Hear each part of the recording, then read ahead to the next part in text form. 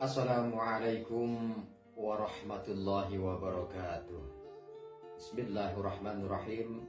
Alhamdulillahilladzi an'amana bitaufiqi wal hidayah wa nasta'inuhu bihaulihi wa quwwatihil qawiyyah.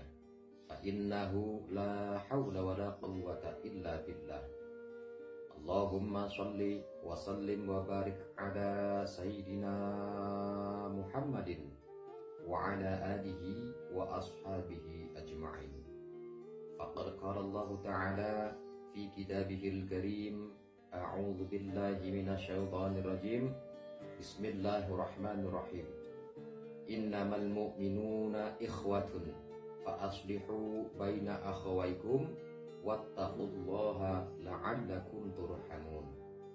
Wa qala an-nabiy sallallahu alaihi wasallam, man kana yu'minu billahi wal yawmil akhir fal yukrim dhaifahu wa man kana yu'minu billahi wal yawmil akhir falyasil rahimahu. Rawahul Bukhari. Wa qala aydan fi riwayatil ukhra, inna silatar rahim tuqarribul 'abda min rahmatihi wa tuba'iduhu minan nar. Wallahu a'lam.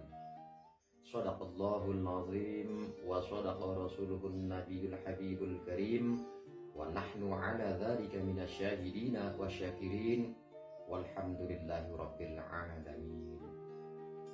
Ma'asyiral muslimin rahimakumullah. Alhamdulillah, puji syukur kepada Allah Subhanahu wa taala yang mana pada kesempatan kali ini Allah masih memberikan umur kepada kita, masih memberikan nafas kepada kita, sehingga kita masih diberikan kesehatan, diberikan kenikmatan, nikmat sehat walafiat, nikmat diberikan iman dan Islam, dan semua nikmat-nikmat Allah yang kalau kita menghitungnya tidak akan pernah berhenti, tidak akan pernah terputus apa-apa yang diberikan oleh Allah kepada kita. Maka dengan bermacam-macam nikmat yang Allah berikan ini, patutlah kita bersyukur dengan banyak mengucap alhamdulillahirabbil alamin.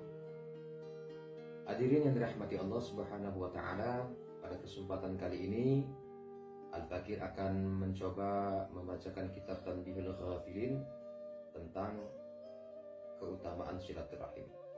Sebagaimana dikatakan di sini, wa'lam bi anna fi silaturahim asyara khisalil mahmudatin.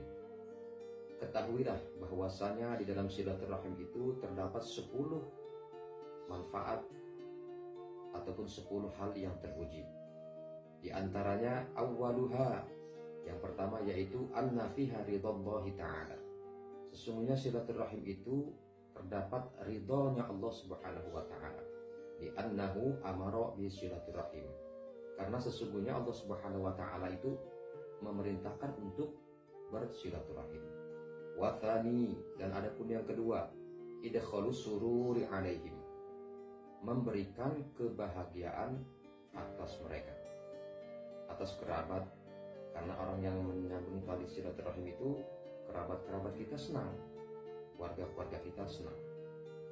Wa qad ruwiya fil khabari, dan sungguh telah diriwayatkan di dalam hadis, anna afdhalal a'mal idkhalu sururi 'alal mu'min. Sesungguhnya seutama-utamanya amal itu adalah memberikan kebahagiaan atas mukmin. Wa tsalitsu, adapun yang ketiga, anna fiha farihal malaikatu. Yang ketiga, bahwasanya malaikat senang, gembira dengan orang yang bersilaturahim. Bi annahum yafrahuna bi silaturahim. Jadi malaikat senang dengan orang-orang yang menyambung tali silaturahim. Warabi'u, adapun yang keempat, anna fiha husnul tsana'i minal muslimin. Yang keempat, sesungguhnya di dalam silaturahim itu terdapat kebagusan, terdapat pujian daripada orang-orang mukmin. Jadi orang yang rajin silaturahim ini selalu dipuji orang muslim.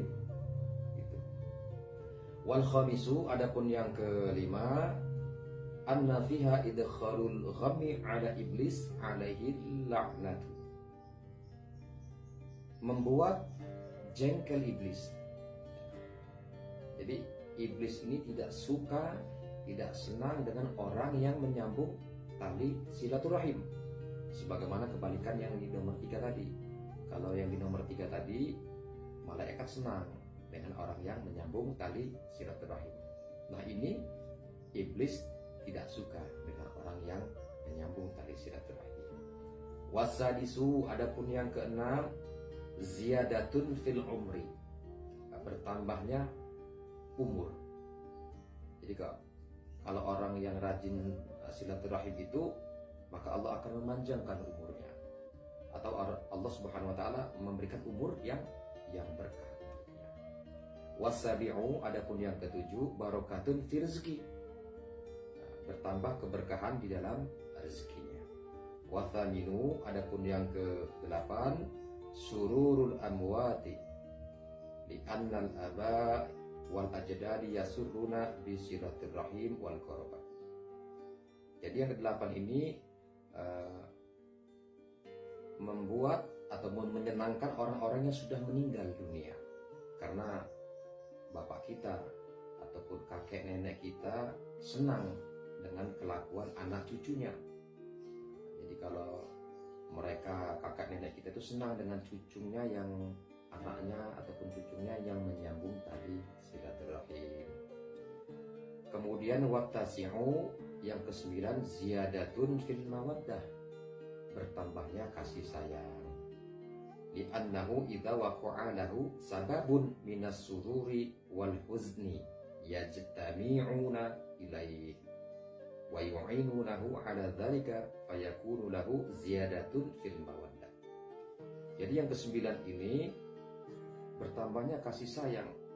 Kalau misalnya kita terjadi kesedihan ya, ataupun misalnya kita dalam keadaan bergembira, maka ketika kita menyambung tali silaturahim, kerabat-kerabat kita ini, keluarga-keluarga kita ini pada mau datang mereka, sebab berkumpulnya tersebut. Dan mereka ini mau menolong tatkala kita mendapatkan musibah misalnya, ataupun dalam keadaan gembira, kita punya hajat. Kalau kita menyambung tali silaturahim, maka keluarga-keluarga kita itu mau datang.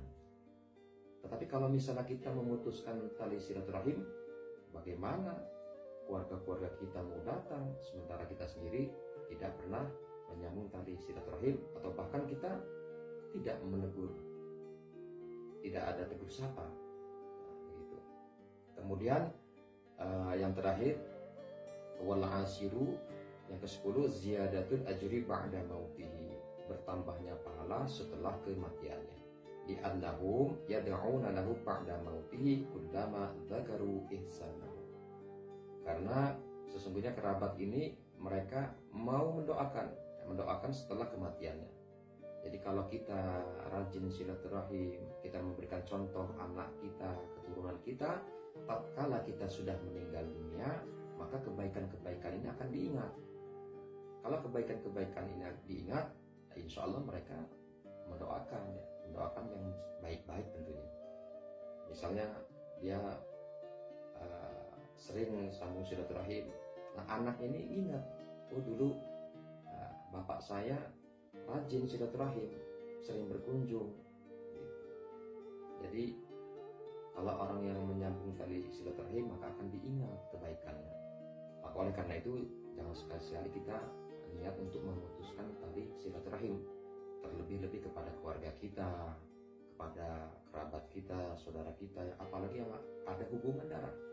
Maka ini ada termasuk perbuatan yang tidak terpuji. Ma'asyiral muslimin rahimakumullah, mungkin itu saja yang dapat Al-Fakir sampaikan. Lebih kurangnya Al-Fakir mohon maaf, mungkin ada salah dalam penyampaian ataupun dalam slip membaca kitab dan menerjemahkannya. Tentunya sebagai manusia biasa, Al-Fakir tidak luput dari kesalahan. Untuk itu Al-Fakir mohon maaf yang sedalam-dalamnya, dan juga kepada Allah Subhanahu wa taala Al-Fakir mohon ampun yang sebesar-besarnya. Demikian dari Al-Faqir, lebih kurangnya mohon maaf. Wallahul muwafiq ila aqwamit thoriq. Assalamualaikum warahmatullahi